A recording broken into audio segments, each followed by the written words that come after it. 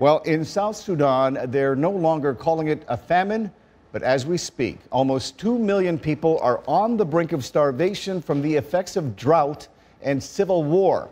According to government and UN reports, an estimated 6 million people, or half the population, are facing the prospects of extreme food insecurity. Now, South Sudan's famine was the first to be formally declared anywhere in the world since the 2011 crisis in Somalia. Now, the UN says the situation in South Sudan remains critical and may actually be getting worse. It warns that removing the label of famine does not necessarily mean conditions are actually improving. In fact, hundreds of thousands of South Sudanese have already fled to northern Uganda, which, as we understand it, currently has an open-door policy for refugees. Now, for some perspective on the conditions many civilians are facing in South Sudan and elsewhere in the Horn of Africa, we're joined here in Washington by multimedia correspondent Salem Solomon with VOA's Africa Division. She's been working tirelessly to inform the world about the crisis in so many parts of Africa and, more importantly, to put a human face on the suffering. I thank you so much for joining us again, Salem. Thank you for having me. This is a very important issue. The UN says it's the largest crisis to hit the planet in like more than 70 years. Try to put that into perspective for us. What does that mean to be facing the largest crisis in more than 70 years? What kind of numbers, what kind of suffering are we talking about here? It's very severe. But as you mentioned in your introduction, there's been promising news coming out of Somalia and South Sudan.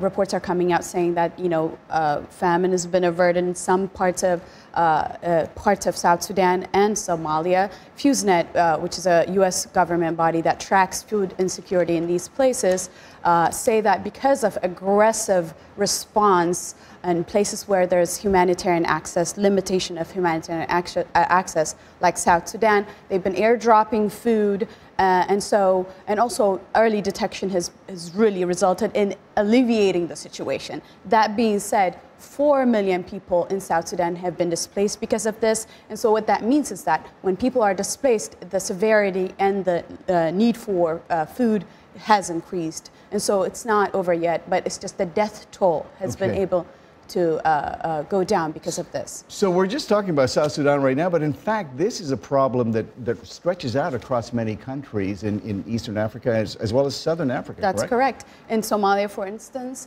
3.2 million people are still at risk. Just this week, we heard promising news, as I said, that famine has been, or looming famine has been, they've been averting because of aggressive response.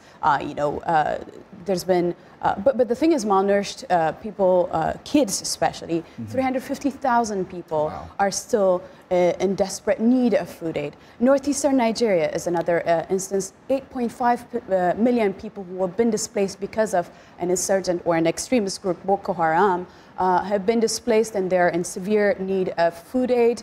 But there's also positive news in that area, northeastern Nigeria. What has happened is Boko Haram has been disintegrated because of pushback by the government.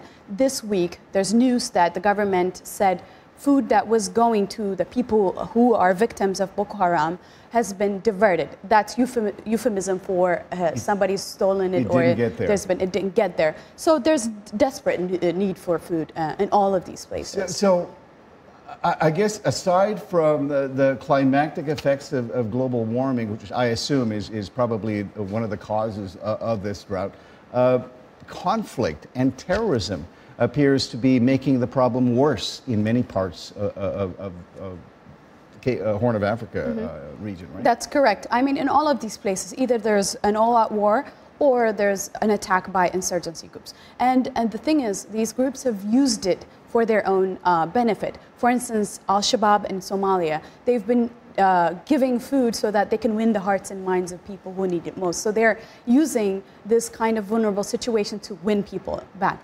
In South Sudan, and unfortunately, not only warring groups, but also government forces have used food as a weapon of war, meaning starving people so that they can come to it. It's horrible. I know you feel very passionate about this issue.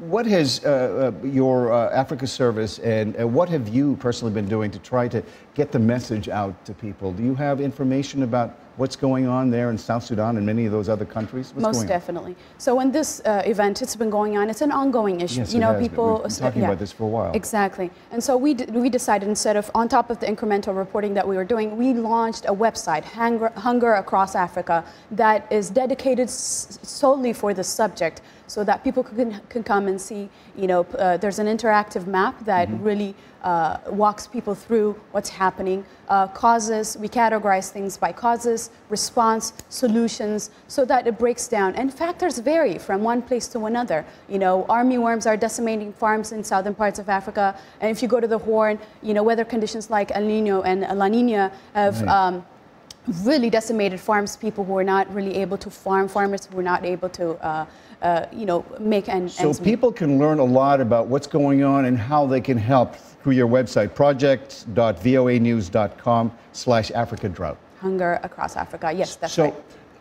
Right now, as you see this situation developing, has the international response been adequate to the severity of the problem? The short answer is no. Earlier this year, the UN pledged for $6.1 billion, and only since last month or this month, they've been able to raise $2.2 billion. That's not enough. The US has been leading in fact, I was just covering, and they had a subcommittee, congressional meeting about this. They were able, in May, with the leadership of Congressman Chris Smith of New Jersey, and Congresswoman Karen Bass, they were able to pass a bill, $1 billion for family relief. You were at that hearing on Capitol Hill. Are you more optimistic now than you were before, or less so? Well, the mood, especially now because of the proposed, Trump's administration proposed budget, you know, it really, the mood was not really, you know, of worries. People are worried about that. It's not enough to deal with the severity of the problem. It's not. In fact, the proposed bill, a blueprint, shows that there's going to be 31% cut from U.S. aid, and also eliminating FuseNet, which is the body that really tracks and basically, you know, addresses these issues, and that's been worrisome. But what Congressman Smith told me when I asked him this question is that, you know, the president could pass, this is a blueprint. Congress is the body that decides if. I've got like 10 seconds left. The fact that the United States has withdrawn from the Paris Accord, is that a source of worry? Well, you know, surprisingly, most African countries are still in that accord. So, but, you know, climate conditions still affect. It's a question of leadership, isn't it? Exactly. Thank you so much, Salem. I wish we had more time to talk about this, but that's all the time we have. We'll be back again next week, though, for another edition of The Correspondents. In the meantime, do stay up to date with all the news at voanews.com. You can also see all of our shows there. Just click on the Watch tab. We're also on Facebook and YouTube. I'm Milar Sega. Thanks for watching. For now, so long from Washington.